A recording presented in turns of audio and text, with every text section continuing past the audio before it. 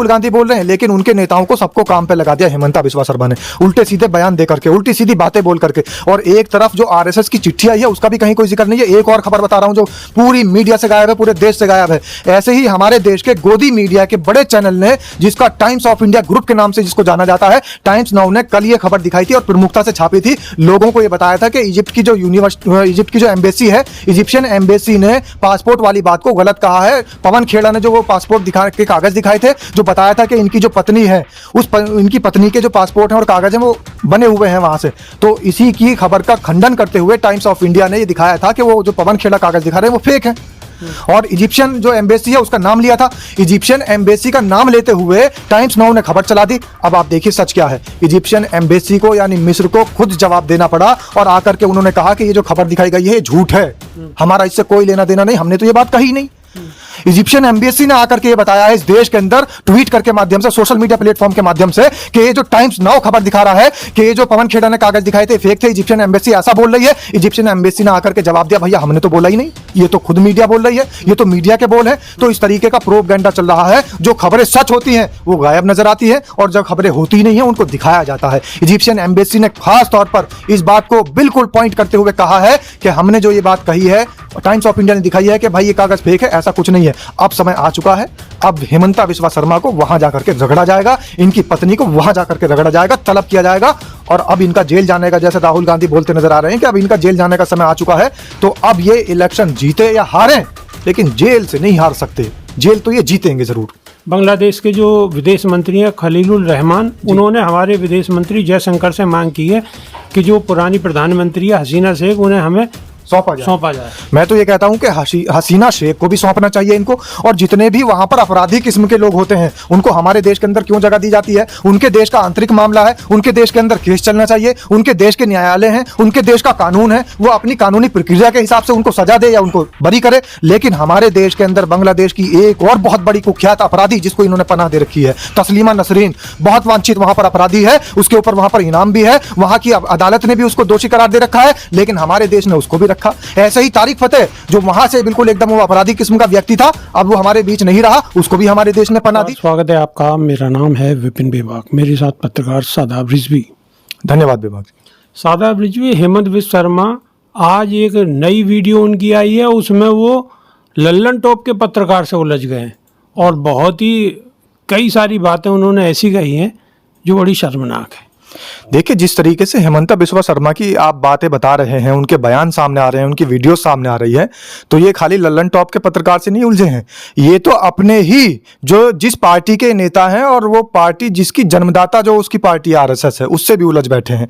और आपको मैं नई खबर बता दूं कि आरएसएस की तरफ से एक पत्र जारी हुआ है, नरेंद्र मोदी जी को चिट्ठी लिख दी है आरएसएस ने, और भारतीय जनता पार्टी को चिट्ठी लिखकर आरएसएस ने कहा है कि हेमंता बिस्वा शर्मा देश की सुरक्षा के लिए घातक है।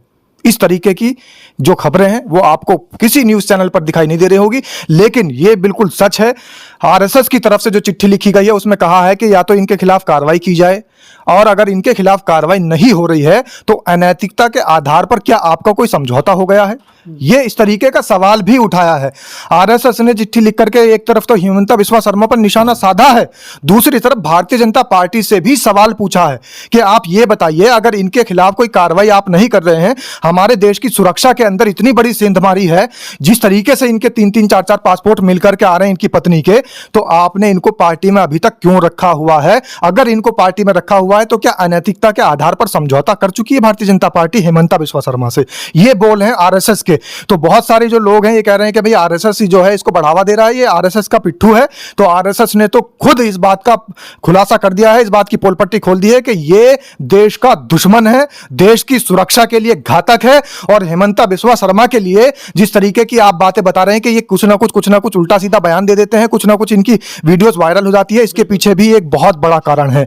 आप देखिए, जब एनआरसी का सिस्टम लागू हुआ तो 19 लाख वोट हटा दिए गए, इसी असम से 19 लाख वोट हटा दिए गए। उसके बाद जब एसआईआर हुआ तो 2,47,000 वोट हटा दिए गए। और कांग्रेस पार्टी को बरगलाने के लिए, बहकाने के लिए, मुद्दे से भटकाने के लिए कांग्रेस पार्टी के अंदर एक ही नेता है, राहुल गांधी। गांधी जो मुद्दे की बात करता है, लेकिन बहुत सारे नेता इस आरएसएस के और इस भारतीय जनता पार्टी के और हेमंता बिस्वा शर्मा के जाल में फंस जाते हैं। और मैं क्यों कह रहा हूं कि कांग्रेस के लोग जाल में फंस जाते हैं, क्योंकि कांग्रेस के नेता राहुल गांधी ने सही मुद्दा उठाया था कि भाई जो वोट कट रहे हैं, ये जो एसआईआर हुआ है ये गलत हुआ है, ये जो एनआरसी के अंदर वोट कटे हैं ये गलत कटे हैं। और बहुत सारे बार प्लेटफॉर्म पर बहुत सारी बार उन्होंने ये बात कही थी कि एसआईआर में जहां पर वोट कटे हैं वो मुस्लिम बाहुल्य क्षेत्र हैं, मुसलमानों के 2,47,000 वोट काट दिए गए हैं मतदाता सूची के अंदर। जैसे ही वो वोट डालने के लिए गए हैं तो एसआईआर को ना तो उनको संज्ञान लेने का उनको मौका मिला, ना कुछ मिला, वोट कट गए सबके। तो इन सबसे मुद्दे से भटकाने के लिए, इस तरीके की बातों को हटाने के लिए हेमंता बिस्वा शर्मा जानबूझकर इस तरीके के काम करते हैं। सादा ब्रिज भी 3 राज्यों में आज चुनाव है, जिसमें असम, केरल और पांडिचेरी। और असम की बात करें तो 75% वोटिंग वहां पर हो चुकी है 3 बजे तक। बिल्कुल 75% तो इलेक्शन कमीशन वोटिंग दिखा रहा है, लेकिन यह नहीं दिखा रहा है कि कितने परसेंट वोट कट चुका है। 30 से 35% वोट जो कि मुस्लिम वोट माना जाता था, जो कि कांग्रेस का समर्थक वोट माना जाता था, वो सारा वोट कट चुका है। अब उसके बारे में कोई कुछ नहीं बोल रहा है। कोई कुछ नहीं बोल रहा है मतलब? अब बताइए आप कौन से विपक्षी नेता बोल रहे हैं कि भाई जो एसआईआर में वोट कटा था, जो एनआरसी में वोट कटा था, वो राहुल गांधी तो बोल ही रहे हैं। राहुल गांधी बोल रहे हैं, लेकिन उनके नेताओं को सबको काम पे लगा दिया हेमंता बिस्वा शर्मा ने, उल्टे सीधे बयान दे करके, उल्टी सीधी बातें बोल करके। और एक तरफ जो आरएसएस की चिट्ठी आई है उसका भी कहीं कोई जिक्र नहीं है। एक और खबर बता रहा हूं जो पूरी मीडिया से गायब है, पूरे देश से गायब है। ऐसे ही हमारे देश के गोदी मीडिया के बड़े चैनल ने, जिसका टाइम्स ऑफ इंडिया ग्रुप के नाम से जिसको जाना जाता है, टाइम्स नाउ ने कल ये खबर दिखाई थी और प्रमुखता से छापी थी। लोगों को यह बताया था कि इजिप्ट की जो इजिप्ट की जो एम्बेसी है, इजिप्शियन एम्बेसी ने पासपोर्ट वाली बात को गलत कहा है। पवन खेड़ा ने जो वो पासपोर्ट दिखा के कागज दिखाए थे, जो बताया था कि इनकी जो पत्नी है, इनकी पत्नी के जो पासपोर्ट हैं और कागज हैं वो बने हुए हैं वहां से। तो इसी की खबर का खंडन करते हुए टाइम्स ऑफ इंडिया ने ये दिखाया था कि वो जो पवन खेड़ा कागज दिखा रहे हैं वो फेक है। और इजिप्शियन जो एम्बेसी है उसका नाम लिया था। इजिप्शियन एम्बेसी का नाम लेते हुए टाइम्स नाउ ने खबर चला दी। अब आप देखिए सच क्या है। इजिप्शियन एम्बेसी को यानी मिस्र को खुद जवाब देना पड़ा और आकर के उन्होंने कहा कि ये जो खबर दिखाई गई है ये झूठ है, हमारा इससे कोई लेना देना नहीं, हमने तो ये बात कही नहीं।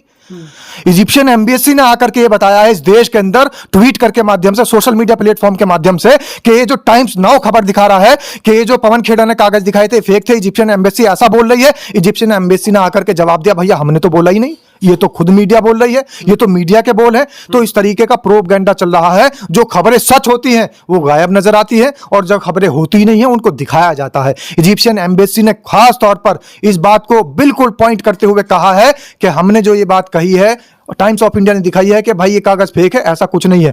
अब समय आ चुका है, अब हेमंता बिस्वा शर्मा को वहां जाकर के रगड़ा जाएगा, इनकी पत्नी को वहां जाकर के रगड़ा जाएगा, तलब किया जाएगा। और अब इनका जेल जाने का, जैसे राहुल गांधी बोलते नजर आ रहे हैं कि अब इनका जेल जाने का समय आ चुका है। तो अब ये इलेक्शन जीते या हारें, लेकिन जेल से नहीं हार सकते, जेल तो ये जीतेंगे जरूर। बांग्लादेश के जो विदेश मंत्री हैं खलीलुर रहमान, उन्होंने हमारे विदेश मंत्री जयशंकर से मांग की है कि जो पुरानी प्रधानमंत्री है हसीना शेख, उन्हें हमें सौंपा जाए। मैं तो ये कहता हूं कि हसीना शेख को भी सौंपना चाहिए इनको।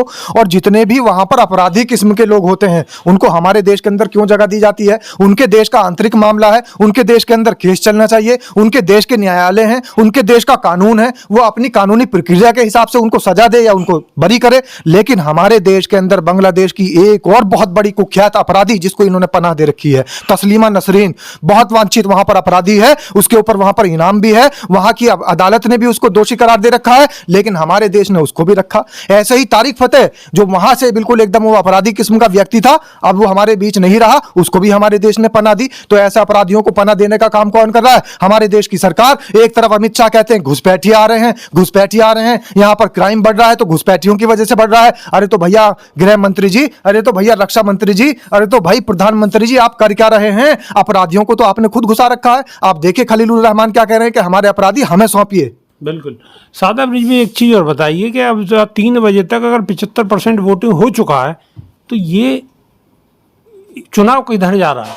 देखिए, सबसे बड़ी बात तो यह है वहाँ के जो लिटरेसी रेट है, वहाँ पर बहुत ज़्यादा अच्छा लिटरेसी रेट है। और लिटरेसी रेट का मतलब ये होता है पढ़े लिखे लोग वोट में हिस्सा लेते हैं।